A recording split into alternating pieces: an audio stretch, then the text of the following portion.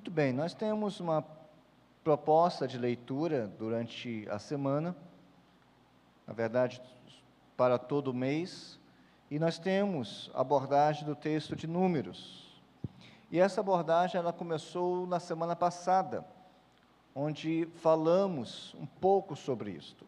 Mas antes de adentrar o tema, eu gostaria de ler contigo o texto de Números, capítulo 3, versos 5 a 8, que diz assim: O Senhor disse a Moisés: mande chamar a tribo de Levi e apresente-a ao sacerdote Arão para auxiliá-lo. E eles cuidarão das obrigações próprias da tenda do encontro. Onde se lê tenda do encontro, nós podemos entender também tabernáculo. Fazendo o serviço do tabernáculo para Arão e para toda a comunidade. Tomarão conta de todos os utensílios da tenda do encontro, cumprindo as obrigações dos israelitas no serviço do tabernáculo. Vamos orar mais uma vez? Você pode fechar os seus olhos e você vai fazer a sua oração particular, pedindo a Deus com que Ele fale ao seu coração. Senhor, diante de Ti nós estamos, obrigado por Sua graça, obrigado pelo Seu amor, obrigado porque podemos ter do Senhor todo o amparo necessário, através do Teu Espírito, para o entendimento da Tua santa palavra. Nós oramos em nome e por amor de Cristo Jesus. Amém? Muito bem, nós já lemos o texto bíblico, os irmãos viram a figura do tabernáculo no último encontro. Eu entendo que você esteve aqui, você visualizou. Caso não, coloque novamente só para ilustração, pois você já entendeu sobre do que trata esse assunto. Nós falamos sobre a figura do tabernáculo e que essa figura do tabernáculo aponta para Cristo.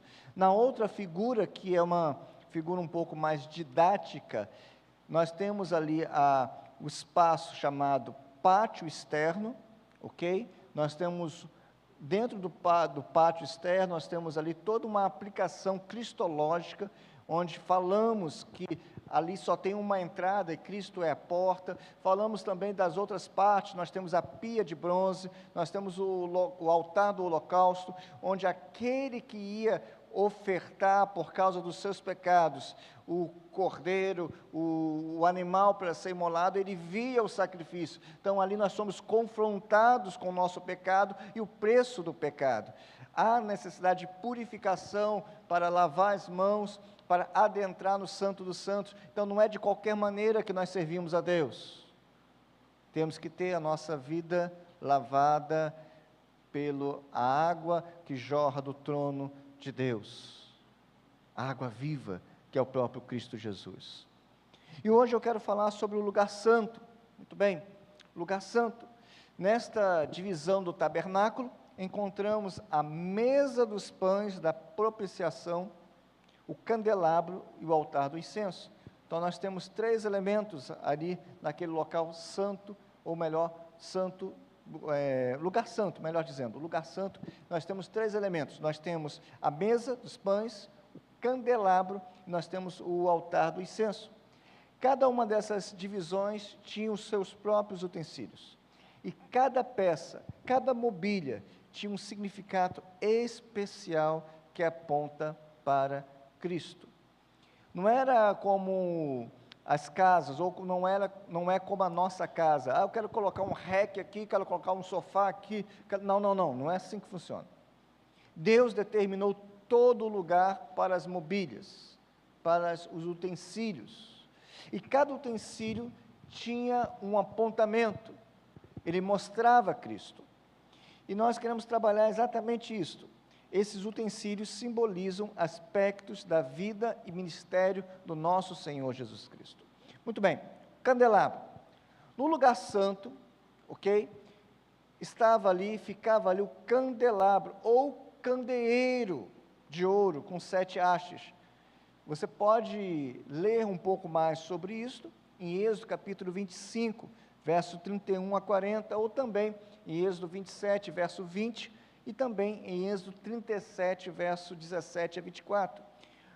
Eu entendo, como alguns estudiosos, eu concordo com eles, que o termo mais apropriado seria lampadário, pois a luz era proveniente de pavios mergulhados em óleo e não em velas. Não era velas, era um óleo, e ali naquele óleo tinha ali um cordão, e aquele cordão tinha então a chama. Uma vez que naquele local, que nós conhecemos como o nome tabernáculo, ou local de encontro, não tinham janelas, como nós temos aqui. Não tinham janelas. Uma vez que não havia janelas no tabernáculo, o candelabro supria a luz necessária para o ministério do sacerdote no lugar santo. O que isso nos mostra? Que para a sua vida diante de Deus, você tem a Cristo para iluminar o seu coração. É Cristo. É um apontamento para a presença contínua de Cristo como a luz que ilumina a escuridão espiritual deste mundo. Quando nós falamos desse candeeiro, nós estamos falando que simbolizava a luz de Cristo. E através dele recebemos a direção e sabedoria necessárias para viver uma vida que glorifica a Deus. Irmãos, sem iluminação é impossível tomar a direção correta. Lâmpada para os meus pés é a tua palavra e luz para o meu caminho. A Bíblia fala dela mesma. Então, o que podemos dizer a esse respeito? Pelo menos 3 coisas. Primeiro, que a nação de Israel deveria ser uma luz para as nações. Assim como a primeira igreja batista, aqui em Itabaiana precisa ser uma luz para as nações. Começando aonde? Aqui, no solo itabaianense. O texto bíblico corrobora para isto. O profeta Isaías, no capítulo 42, verso 6, ele fala sobre isso, que Israel deveria ser uma luz para as nações. Ainda em Isaías, mas agora no capítulo 49, verso 6, fala sobre exatamente isso, aponta para a nação de Israel como luz para o mundo. Mas também nós conhecemos uma outra abordagem, que o Senhor Jesus Cristo, o nosso Deus, Cristo ressurreto, é a luz do mundo. João capítulo 8, verso 12, trabalha muito bem isso. Jesus Cristo é aquele que ilumina a alma escurecida, a alma que está na escuridão do pecado. É Ele que faz isso. Então, quando nós falamos do candeeiro, estamos falando de Cristo, aponta para Cristo. E também, os cristãos devem resplandecer como luz nesse mundo, luzeiros.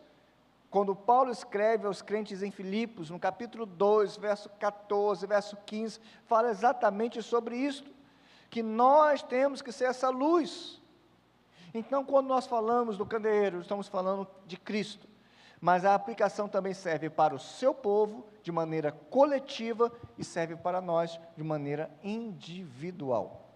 Mas existe mais um outro elemento, mais uma outra mobília ali, que é a mesa dos pães. Os pães da propiciação, ou da proposição, representam o sustento de Deus, lembrando que Cristo, Ele é o próprio pão da vida. João capítulo 6, verso 35 diz sobre isto. A mesa do pão, onde eram colocados pães sem fermento, simboliza a comunhão e a presença de Deus. Uma vida que tem a presença de Cristo é uma vida que comunga a fé com seus irmãos. Lembra de Cristo? A última ceia, Ele cortou o pão, Ele repartiu o pão quer dizer também comunhão. Estar à mesa quer dizer comunhão. Estar uns com os outros à mesa quer dizer uma comunhão mais íntima. Não é somente uma comunhão, é algo mais restrito. O Senhor nos chama para viver uma intimidade com Ele. E além disso, a mesa é vista como um símbolo de Cristo, que é o verdadeiro pão da vida. Vamos remeter o nosso olhar agora para João, capítulo 6, verso 35, que o nosso Senhor Jesus Cristo declara: eu sou o pão da vida, quem vê a mim nunca terá o quê? Fome, quem crê em mim nunca terá sede. Assim como os pães eram renovados a cada sábado, não era um pão que ficava lá jogado, a cada sábado chegava ali novos pães. A presença de Cristo é constante e essencial na vida dos crentes. Ela renova a nossa alegria, ela traz de volta a alegria àquele que está abatido, àquele que está triste. É isso que Deus faz. Ele fornece o sustento espiritual, Ele é a fonte de toda a comunhão que temos e precisamos ter com Deus. Você gosta de pão? Eu gosto de pão. O pão, ele alimenta, o pão, ele mostra a simplicidade, mas mostra também a profundidade. Como assim? A simplicidade pelo elemento, mas a profundidade pela ocasião. Quando nós estamos à mesa com Cristo, nós temos então a simplicidade de quem Ele é, mas a profundidade do que Ele fez por nós na cruz do Calvário.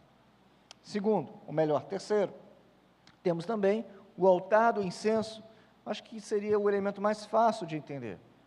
O altar de incenso, por sua vez, tem um papel crucial na oferta e na intercessão. Ele representa, sabe o quê? O que nós fizemos aqui antes de começar o culto público. Representa as orações dos santos, daqueles que foram chamados por Deus, daqueles que o Senhor chamou através do Evangelho. Faz alusão à intercessão de Cristo. Em Romanos, Paulo trabalha muito bem isso, Romanos 8, verso 34, que nós lemos. Quem os condenará? Foi Cristo Jesus que morreu, e mais, que ressuscitou, e está à direita de Deus, que também intercede por nós. Paulo, ele nos lembra que Cristo intercede por nós diante do Pai. Portanto, irmãos, o altar de incenso, ou do incenso, pode ser visto como uma representação da oração mediada por Cristo. Cristo é o nosso mediador. É através dele que temos acesso ao trono da graça. E através dele as nossas orações são aceitas e aperfeiçoadas. É por meio de Cristo. Então, aquele altar do incenso, ele representa as orações dos santos. O incenso, assim, nos convida a reconhecer a necessidade de um mediador e a beleza da adoração que é agradável a Deus. Por isso que nós não precisamos mais de velas, não precisamos mais de incenso, porque Cristo é a necessidade da nossa alma que foi saciada. Ele é tudo em nós, é Cristo. Por isso que não precisamos mais acender candelabros, não precisamos mais tocar chofar, não precisamos mais disso. Isso tudo era elementos do antigo pacto. Há uma nova aliança, há um novo pacto que é feito em Cristo. E tudo que era do antigo apontava para Cristo, e tudo que é do novo aponta para Cristo. Mas nós temos uma outra parte, e a gente precisa findar toda essa conjectura sobre o tabernáculo. Nós precisamos findar essa ilustração que Deus deixou registrada para nós, da pessoa de Cristo. E agora nós temos um elemento. Nós tínhamos o pátio externo, ok? Tínhamos lugar santo, e agora nós temos lugar santíssimo, ou, como diz algumas versões, o santo dos santos. Quando nós cantamos, nós não temos nem a ideia da expressão do louvor, é o santo dos santos, mas o que é isso? Está alusivo a esse texto bíblico. O que é o santo dos santos? É o lugar mais sagrado, onde a arca da aliança estava localizada. Não sei se você lembra, mas dentro da arca nós tínhamos 3 elementos especiais: as tábuas da lei, o vaso, o jarro com o maná, e a vara que floresceu, a vara de Arão que floresceu, ficavam ali dentro da arca da aliança. E essa arca era revestida de ouro, coberta por um local chamado propiciatório, e simboliza a presença de Deus e a mediação de Cristo. Os querubins Não sei se você lembra da figura, nós não colocamos, esqueci de colocar, poderia ter colocado a figura da arca, mas ela é retangular, com argolas, onde era colocado ali as madeiras, né, os varais, para serem carregados. E aí o que acontece? Em cima tinha a tampa, chamado propiciatório, e os querubins, 2 querubins olhando um para o outro. E é nesse elemento que nós remetemos à figura de Cristo. Olha que Tim Keller fala sobre exatamente isso. Ele diz assim: a arca representa o espaço onde a lei é cumprida e onde o sacrifício é oferecido, apontando para Cristo como cumprimento da lei e da justiça de Deus. Em Cristo temos acesso ao Pai, como afirmado lá o autor aos Hebreus, que nos convida a entrar no Santo dos Santos pela nova e viva maneira que Ele inaugurou. Nós temos acesso agora ao Pai, não precisamos mais daquele sacerdote, não precisamos mais daqueles rituais, não precisamos mais levar um cordeiro para ser imolado, porque o Cordeiro de Deus já foi imolado. Nós temos agora o acesso eterno, porque Cristo, Ele cumpriu a lei, Ele recebeu a ira de Deus Pai, e na cruz nós fomos revestidos pelo seu sangue. Muito bem, e aplicações práticas sobre isso, para a gente terminar? Primeiro, sobre a intercessão e oração. A realidade do altar do incenso nos motiva a ser diligentes em nossas orações. Temos a confiança de que Cristo está intercedendo por nós, e isso deve nos incentivar a orar mais, com mais fervor, com maior frequência, porque as nossas orações imperfeitas, Cristo, Ele corrige, Ele intercede por nós. A palavra de Deus mostra que quando nós olhamos o texto de Números, olhamos a figura do tabernáculo, lembramos lá do local do incenso, e isso simboliza que as nossas orações, elas sim, chegam ao Deus Pai. Mas temos também a identidade em Cristo. Assim como o tabernáculo prefigurava a habitação de Deus entre os homens, hoje nós somos chamados a sermos templo do Espírito Santo. 1 Coríntios capítulo 3, verso 16 fala isso. Você percebe a organização de Deus ao criar o tabernáculo? Medida é esta, as cores que eu quero que você utilize para as vestimentas do tabernáculo, também para o véu, são essas cores, o tipo de elemento a ser utilizado é este, é ouro dessa maneira, quero que faça desse tamanho.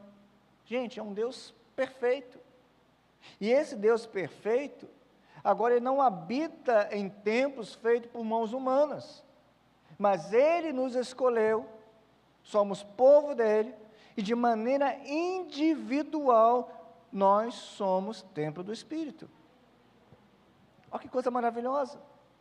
Isso nos leva a considerar que vivemos nossas vidas cotidianas buscando refletir a luz de Cristo, em um mundo que carece de esperança.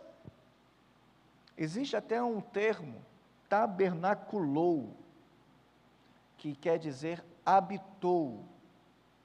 O texto lá de João fala sobre isto, que Deus, Ele veio para os seus, mas os seus não receberam. E aí depois ele trabalha a ideia que Deus se fez carne, Ele tabernaculou. Em outras palavras, Ele habitou entre nós, mas nós somos o seu tabernáculo. Cristo mora em nós, na pessoa do Espírito Santo. Então isso deveria nos dar essa identidade com Cristo. Nós não somos elementos comuns, nós somos templo do Espírito Santo. E para isso, devemos viver da melhor maneira possível, em santidade e busca esse Deus Todo-Poderoso. Finalizando, isso nos leva também a entender que devo me aplicar ao estudo da palavra. Por quê, pastor? A mesa com os pães também nos impulsiona a buscar a palavra de Deus como nosso alimento espiritual diário. Isso nos remete a esse pensamento. Assim como nós falamos que a lâmpada para os meus pés é a tua palavra e luz para o meu caminho, mas é por meio da palavra de Deus que a nossa alma é alimentada. O pão, ele alimenta o corpo, mas a palavra de Deus alimenta a alma. Jesus disse que não só de pão vive o homem, mas de toda a palavra que sai da boca de Deus. Mateus capítulo 4, verso 4.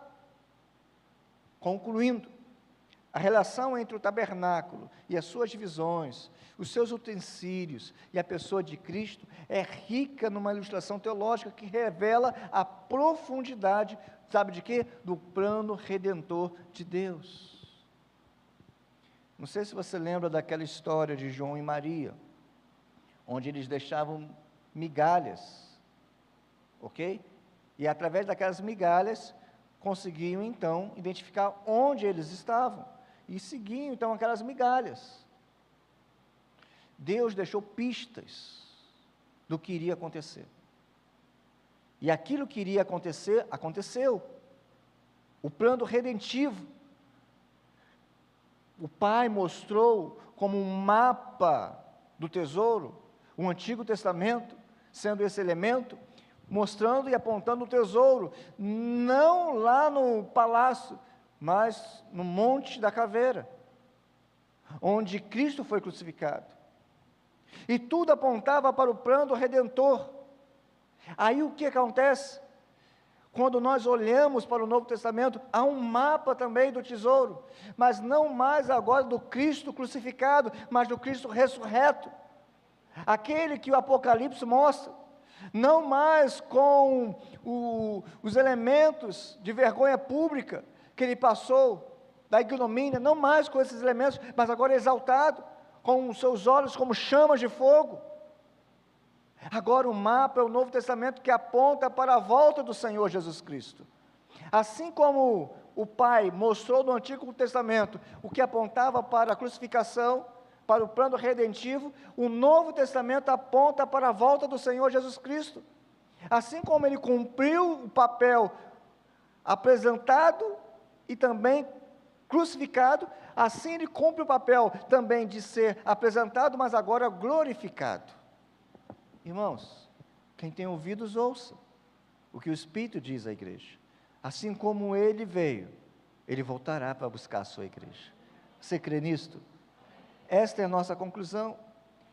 Sobre essas verdades devemos refletir. Tudo aponta para Cristo, desde a criação, desde a queda, onde o nosso pecado seria tratado por meio de Cristo, por meio da redenção e da consumação. Tudo aponta para Cristo.